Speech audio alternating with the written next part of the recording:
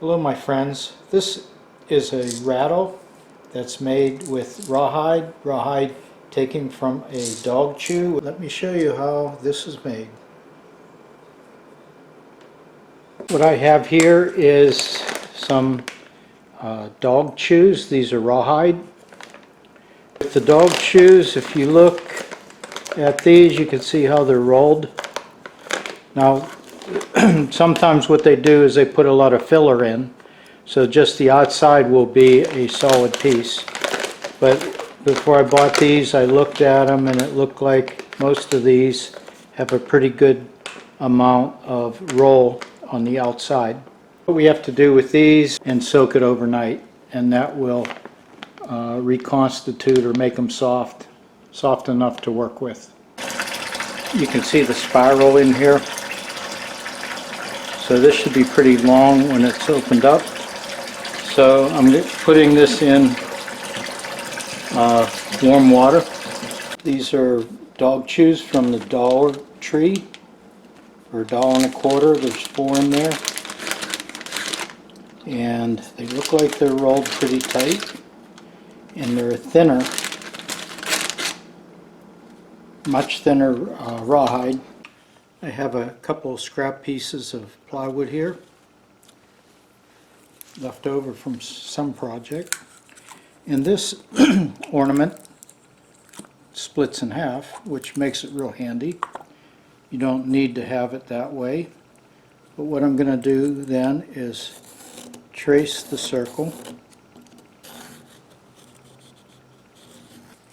and I'll complete it. I'm going to cut this out, but I want to leave about 1/8 of an inch on the outside, like this. So I'll follow this line that I'm drawing here. Okay, that looks good right there. Cut it out with my bandsaw.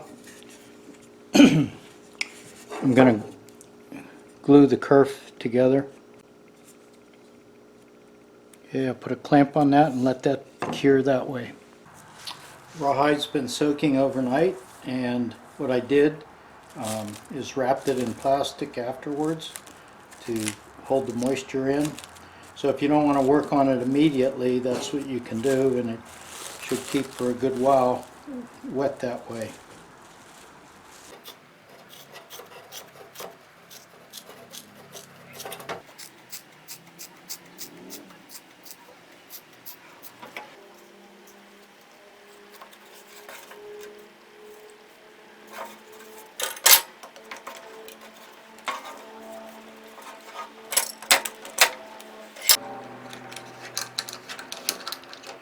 This is dried. You can see what's sticking out is hard. It's set overnight, so it's probably been about 24 hours.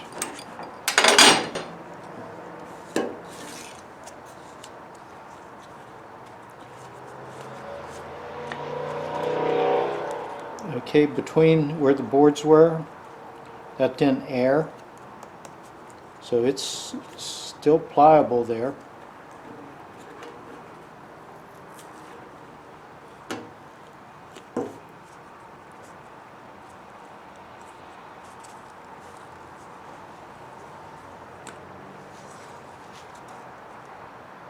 This is shellac, and it's alcohol base, and I'm going to coat the inside with the shellac. Shellac being alcohol, it's also water soluble, so we can, even though it's wet, it still will absorb into it. And I want to do this on the inside. The shellac will keep, when it dries, it'll keep the rawhide from absorbing water or moisture, and it will keep it hard and rigid. A lot of times people use polyurethane or varnish. Varnish is more common with hardening rawhide. I keep it in a glass jar, and When you get the shellac set on this, it pretty much glues the lid shut. And what I do in that case is just take some alcohol. I soak around the outside, let it go in a couple minutes. It's redissolved and you can open the jar up. Okay, well, it's still pliable in this area. It's going to make it easier to trim. So I'm going to cut this out now.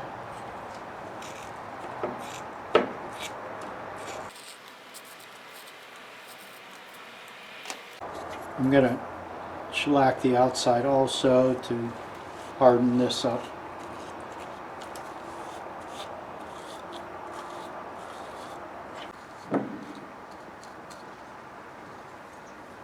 What I'm doing here, taking a pencil and about every 1/4 inch, I'm marking a dot where I want a hole, and this is for stitching it closed.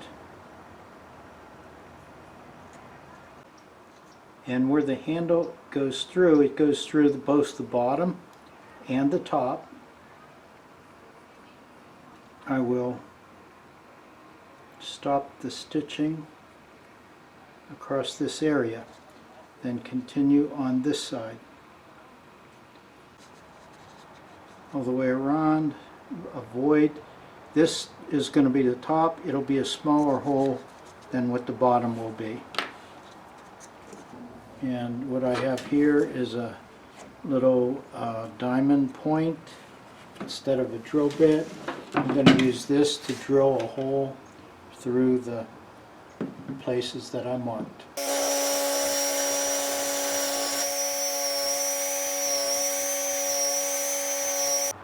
I'm marking the holes, and I'm going to pre-drill these on the other side also. Just have to make sure that you have the right number of holes.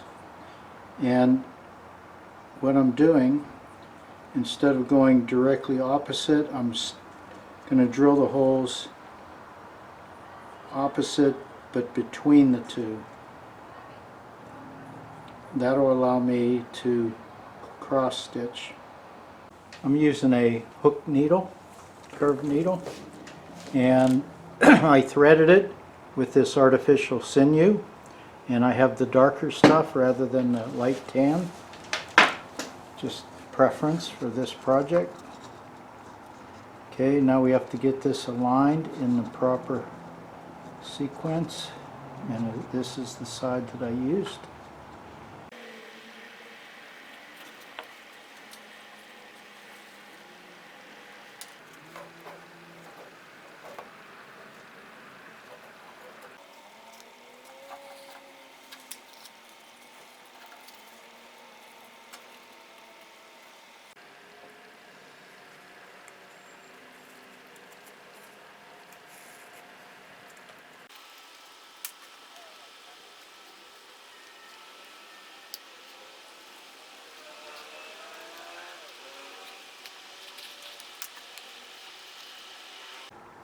You see the stitches at a diagonal. That's why I staggered the holes. Some of the holes are hard to hit, so you have to redirect that needle, redirect the hole. What you might find yourself having to do on the second hole, put your needle in and tilt the hole toward the side that you're coming from, and you can find it the second side easier that way. And make sure you have enough cord or this sinew that you can get a good grip on so that you can pull it. Okay, when we pull this, it's going to put an X in the stitch. Okay, doing this cross stitch, it allows the side view to have these little triangles, which is much more decorative than just the single stitch. And when you're sewing, you need to coax these holes to line up with each other. So I put the needle in and kind of bend it, and then I use these linesman pliers to help coax it through, because you might be cutting through some more of the leather, or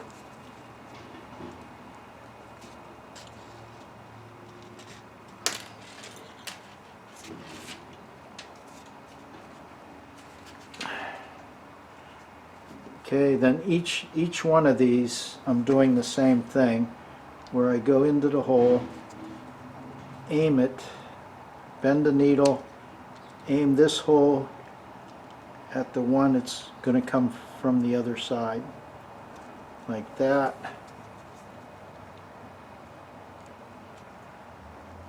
And some of them will line up easy, others you may have to work it through with the pliers.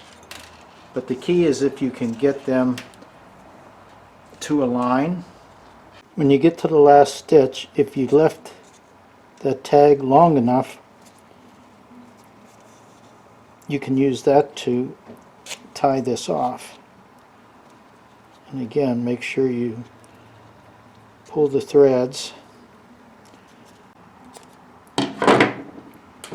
Then these can be tucked inside when you're all done. Okay, you can see the little triangles.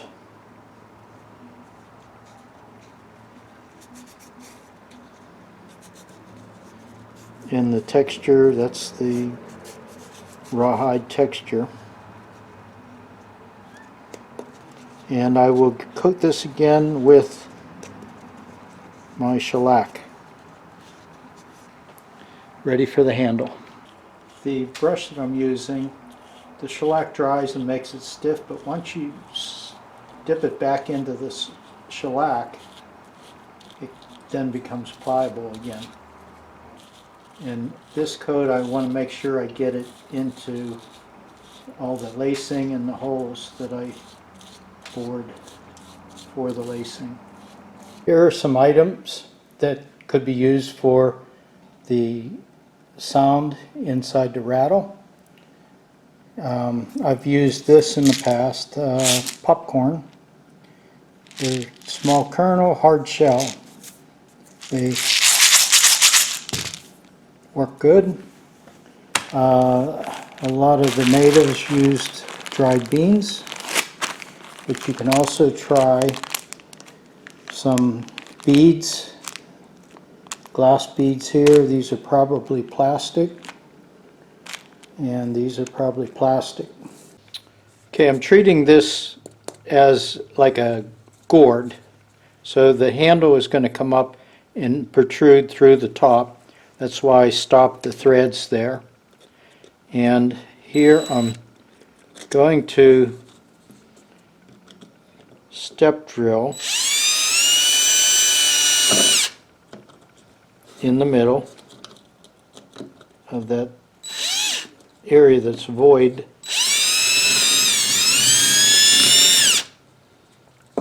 Try to open that hole up as close as I can to the center. Now I'll go with a larger bit there, but while I have the small bit on, I'll hit this side also.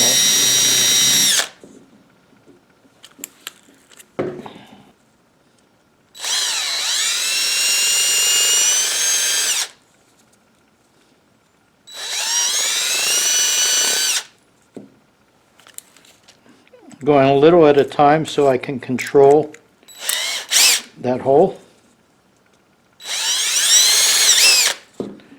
Would help if the bit were in the center.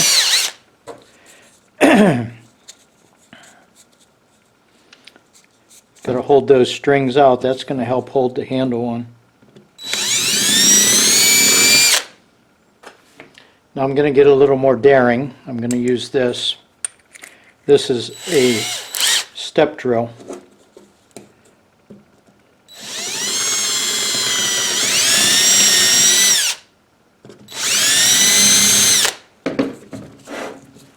And how big do we want? this has to come through the end.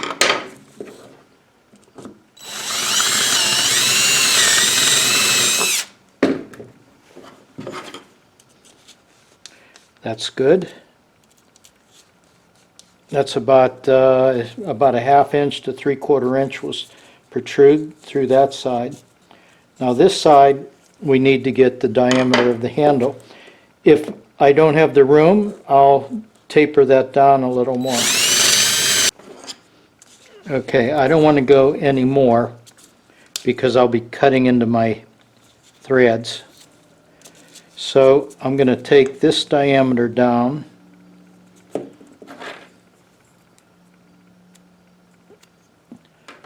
That's where we want the handle to go.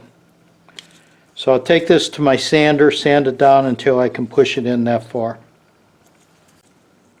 Okay, sand it down, and we push it through just like that.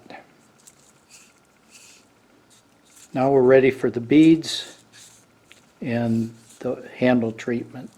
At this point, we can decide how much we want to put in, and we're going to use popcorn.